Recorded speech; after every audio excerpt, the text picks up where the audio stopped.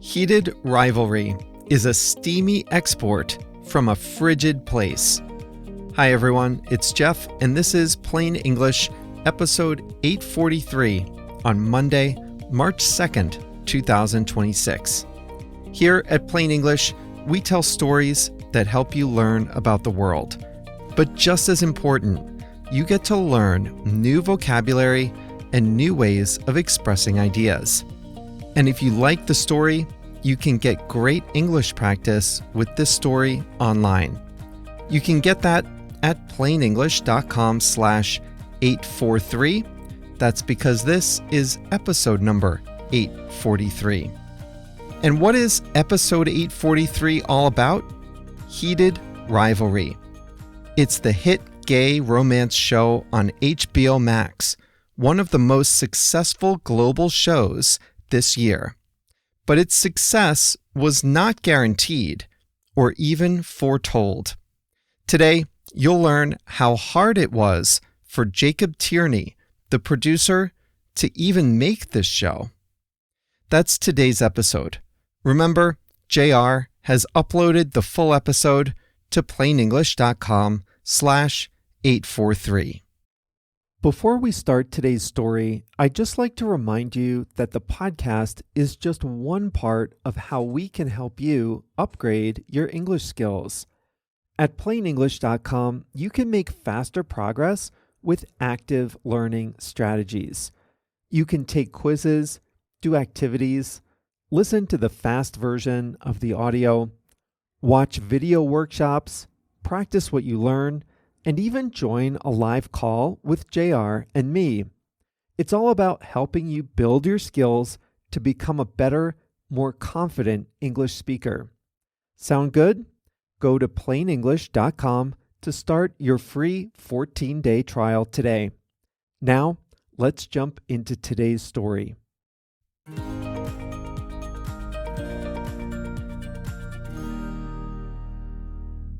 In 2023, Jacob Tierney, a Canadian writer, director, and producer, approached major U.S. streaming platforms with an idea. He wanted to adapt the novel Heated Rivalry into a TV series. Heated Rivalry was a romance novel about two male hockey players who play against each other in a professional hockey league and eventually fall in love. The series, as Tierney pitched it, would include explicit sex scenes between the two men. You can see why the streaming executives and financiers had their doubts. A gay hockey romance doesn't exactly scream mass appeal. For one thing, hockey isn't a top-tier sport. It's only the fifth most popular sport in the US, the biggest streaming market, and its appeal around the world is limited to a handful of cold weather places. Not only that, but the source material was a romance novel. As a genre, romance doesn't get much respect in Hollywood. It's considered predictable and formulaic. The central relationship would be between two men, and while there are gay characters and relationships on television, a show with a gay romance at its core, explicit scenes included, would probably not have the same appeal as a traditional series. The executives listening to Jacob Tierney's pitch didn't say no exactly, but they didn't say yes either. They told him that they would finance his show only if he made substantial changes to the concept. Tierney, who is gay himself, said no. He would try his luck with a smaller producer. He struck a deal with Crave, a Canadian streamer. Crave made the 6-episode series for less than 3 million Canadian dollars per episode, a modest budget for a series like this. But the product was excellent. The show had emotional depth, genuine conflict, beautiful scenery, and a cross-cultural love story that appealed to gay and straight audiences alike. It was ready to air in November 2025 when a funny thing happened. Someone at HBO Max saw an advance copy of the show and wanted to get in on the action. Just 9 days before the series was released on Crave in Canada, HBO Max paid Crave and Tierney for the rights to distribute the show in the United States and Australia. The show quickly became a hit. Crave's viewership grew 400% in the first week, making Heated Rivalry the most successful show in the Canadian platform's history. It also found success outside Hockey Mad Canada. It became HBO Max's top streaming show in the United States, passing even adaptations of Stephen King novels. The entertainment industry was shocked at the show's success, but maybe it shouldn't have been. Think back to all the reasons American executives might not have liked the original concept.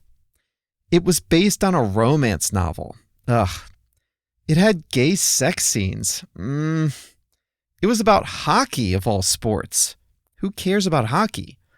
Each of these was a reason, on the surface, not to like the proposal, but each also held a clue to the show's eventual success. Romance novels may not get much respect in Hollywood, but romance novels sell. Romance is the largest fiction genre by sales in North America, outselling mystery, science fiction, and literary fiction combined. Rachel Reed's 2019 novel Heated Rivalry hit bestseller lists. The book is just one of 6 in a series called Game Changers, and it's not the only one to be a bestseller. So clearly this story resonated beyond hockey fans and the gay community. Next, gay romance stories have appeal far beyond gay audiences, and that goes for novels and television dramas. It's true that you don't see many steamy male-male romance scenes on mainstream Western streamers, but this type of content is popular in Asia. And do you know who likes to watch them? Young, primarily straight women. Male-male romance has been on television in Asia for years. The genre started in Japan in the 1970s and quickly spread to China, Taiwan, South Korea, the Philippines, and Thailand. In Thailand, for example, there are dozens of male-male romance series made each year, and the women love it. Even the hockey might have helped the series succeed. A gay romance about a popular sport, like Champions League soccer or American football, might have seemed implausible. But most viewers don't know hockey very well, so they could get lost in the story without worrying about whether it was realistic. Heated Rivalry exceeded all expectations. Tierney, the producer, didn't compromise on his idea. The Canadian streamer Crave gave him the creative freedom that he needed to make an outstanding, bold, risky show. HBO Max came late to the party. We don't know if they were among the streamers who initially passed on the project, but they have sure benefited from the show's popularity now that they have the rights to distribute it. After seeing Heated Rivalry's success in Canada, Australia, and the United States, HBO Max scrambled to get distribution rights for the rest of the world. Viewers across Asia, Latin America, and Europe can watch it on HBO Max or local streamers.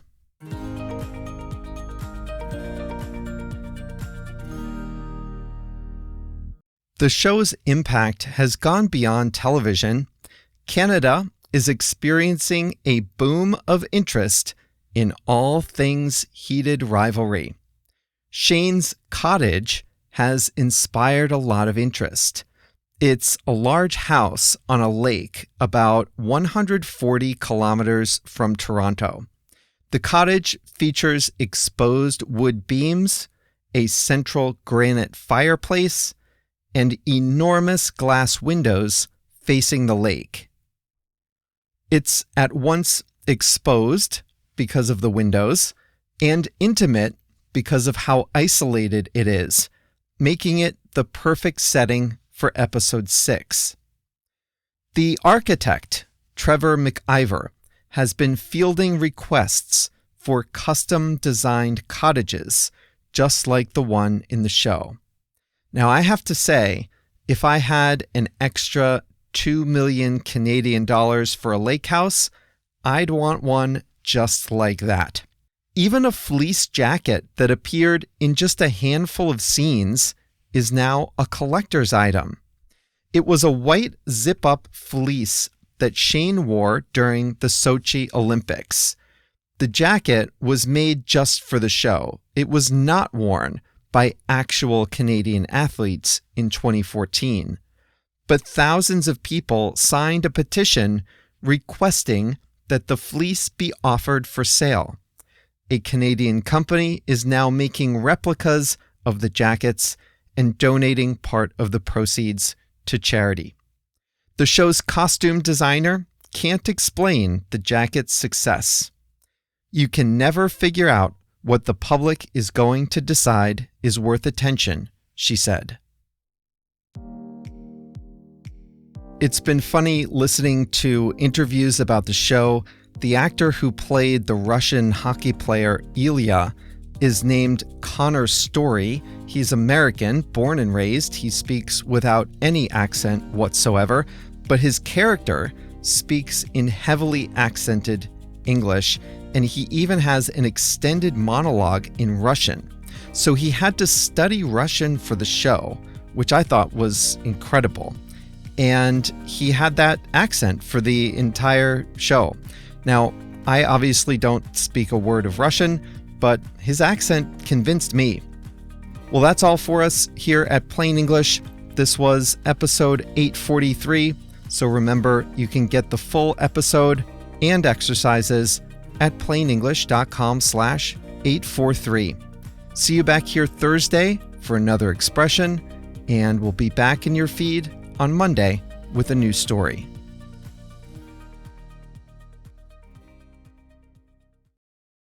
Listen up if you speak Spanish, Portuguese, Chinese, German, French, Italian, Japanese, Polish, or Turkish. One of the most frustrating things about listening and reading in a second language is being confused by unfamiliar words or phrases. When you listen to Plain English, or when you read the transcript, you probably encounter some words you don't know. When that happens, you have a few options. You can stop the audio, go look up the definition, then return to the episode, find your place, and press play again, but that's exhausting. Or you can just skip it and be confused. That's no fun either. But what if you could see the translation of the word into your language instantly without having to stop the audio, without having to look anything up? Well, you can at plainenglish.com. For each episode, we translate about 100 words and phrases from English to 9 languages: Spanish, Portuguese, Chinese, German, French, Italian, Japanese, Polish, and Turkish. and we highlight those words in blue. All you have to do is hover your mouse over the highlighted word, and you'll see the translation instantly. It works great on mobile too. It really makes listening a lot more satisfying, and it's a great way to expand your vocabulary in English. The best way to see these translations is to sign up for a free 14-day trial at plainenglish.com. During your trial, you can read as many transcripts as you like, all with the translations into your language. So sign up for your free trial today at plainenglish.com.